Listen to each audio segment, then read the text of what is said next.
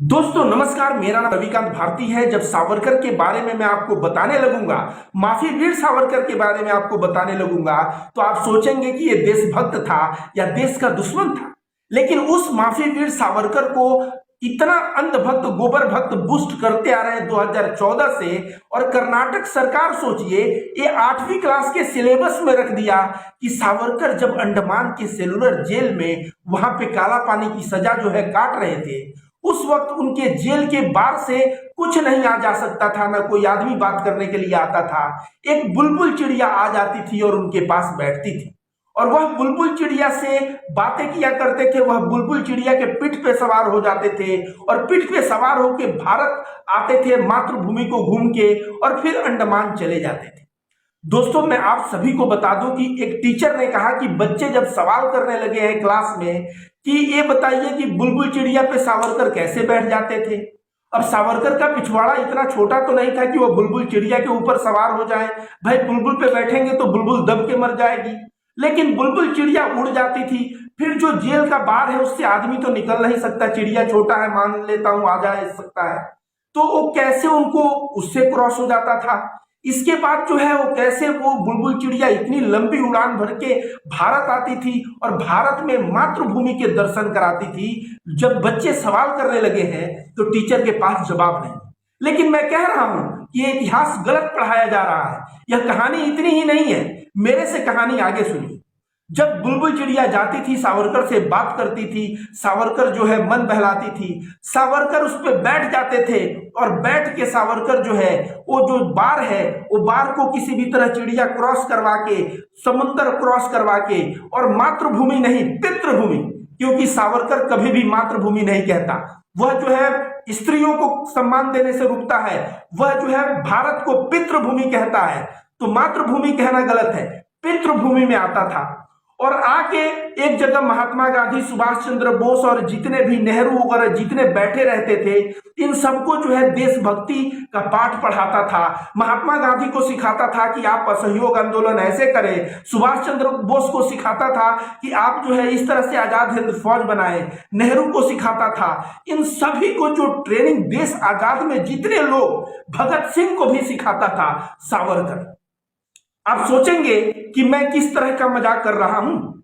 मजाक करना पड़ रहा है, इसलिए करना पड़ रहा है कि जो व्यक्ति 1942 में महात्मा गांधी भारत छोड़ो आंदोलन किए, उस भारत छोड़ो आंदोलन में लोगों को गुप्तचर का कार्य करवा के और देशभक्तों को अंदर करवाने का कार्य किया, जो व्यक्ति अंग्रेजों के सेना में भारतीयों को भर्ती होने के लिए रिक्वेस्ट किया हो, इस तरह के गद्दारी का कार्य किया हो, उसको कहा जा रहा है कि चिड़िया पे बैठ के, और वो भी कोई आदमी नहीं कह रहा है, कोई यति नरसिंहानंद नहीं कह रहा है, कोई टी राजा सिंह नहीं कह रहा है, ये नफरतबाज नहीं कह रहे हैं, बल्कि कर्नाटक के किताबों में बच्चों को परोसा जा रहा है। भाई तो कल को यह भी परोसा जाएगा कि वो आते थे तो सेलुलर जेल से वो चिड़िया के पंख से उतर के और सबको ट्रेनिंग देते थे, उन्हीं के डायरेक्शन में देश आजाद हुआ। जबकि सावरकर के बारे में मैं आप लोगों को कुछ बताने वाला हूं। जरा सोचिए कि सावरकर के सोच में, भगत सिंह के सोच में, और देशभक्त के सोच में, और देश के विरोधी के सोच में कितना अंतर था।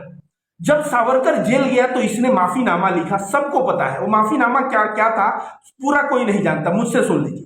वो माफीनामा था कि अंग्रेजों के खिलाफ मैंने जो लड़ाई का रास्ता चुना वह गलत था। और भगत सिंह दूसरे तरफ क्या कर रहे हैं, वो कह रहे हैं कि अंग्रेजों के खिलाफ लड़ाई का मैंने जो रास्ता चुना वो सही था। दूसरे लाइन में सावरकर लिख रहा है कि अगर अंग्रेज मुझे माफ कर दें तो मैं आजीवन अंग्रेजों का वफादार बना रहूंगा। तीसरी लाइन में सावरकर लिखता है कि अंग्रेज मुझे माफ कर दें तो मेरे लाखों में फॉलोअर, जितने भी फॉलोअर हैं वो सारे फॉलोअर भी अंग्रेजों के वफादार होंगे और अंग्रेजों के लिए कार्य करेंगे। और लास्ट लाइन में कहता है कि मैं एक राजनीतिक कैदी हूं, मेरे से अच्छे से व्यवहार होना चाहिए। भगत सिंह ने क्या कहा कि ब्रिटिश के खिलाफ मैंने रास्ता चुना है लड़ाई का और यह रास्ता सही है। उसके बाद उन्होंने कहा मैं लड़ते लड़ते मर जाऊं, मेरी सेक्रीफाइस हो जाए तो यह लड़ाई रुकनी नहीं चाहिए। इसके बाद उन्होंने कहा मैं एक वार कैदी हूं, पॉलिटिकल कैदी नहीं, मैं एक वार कैदी हूं और मेरे साथ वैसा ही व्यवहार होना चाहिए जैसे एक वार कैदी के साथ होता है। मुझे लटकाओगे क्या फांसी पे, मुझे शूट कर दो।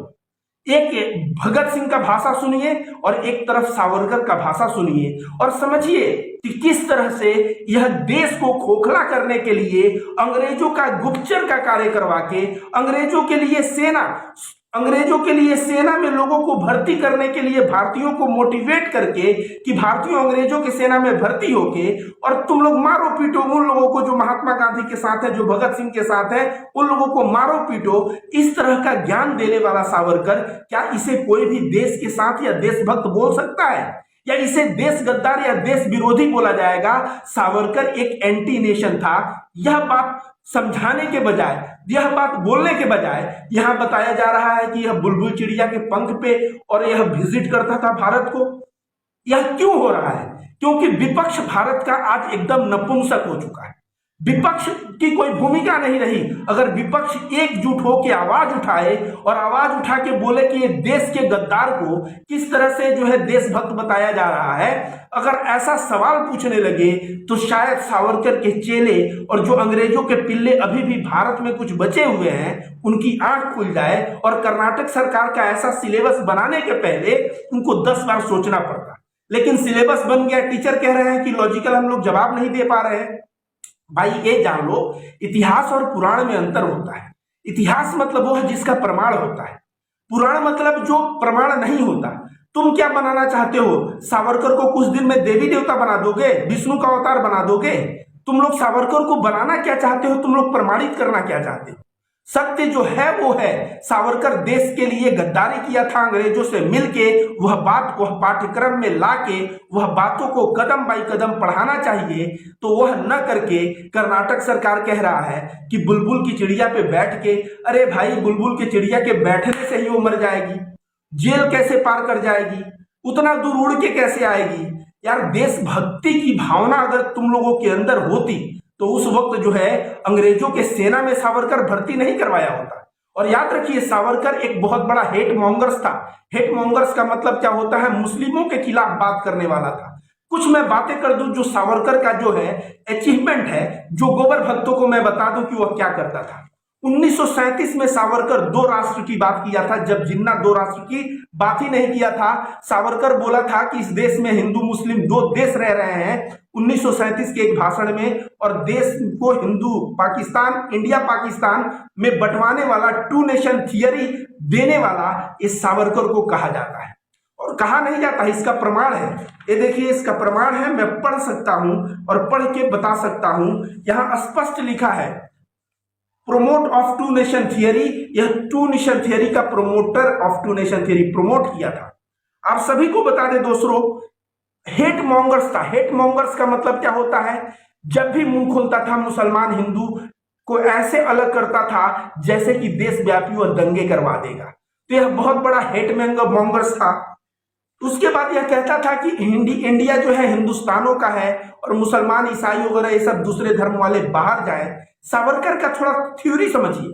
वह कहता था कि जो भारत जिसकी पितृभूमि है, मतलब जो यहाँ पैदा हुआ है, और जिसकी पुण्य भूमि मतलब धार्मिक स्थान है, वही जो है इस भारत में रह पाएगा। जैसे बौद्ध धर्म, जैन धर्म, हिंदू धर्म और सिख, ये लोग रह पाएंगे क्योंकि इनका धार्मिक स्थल भी यही है और इनका पैतृक स्थल भी यही है। मुसलमान क्रिश्चियन इनका धार्मिक स्थल कहीं और है, भले पैतृक स्थल ये हो, धार्मिक स्थल कहीं और है, तो वह देश में नहीं रह सकते।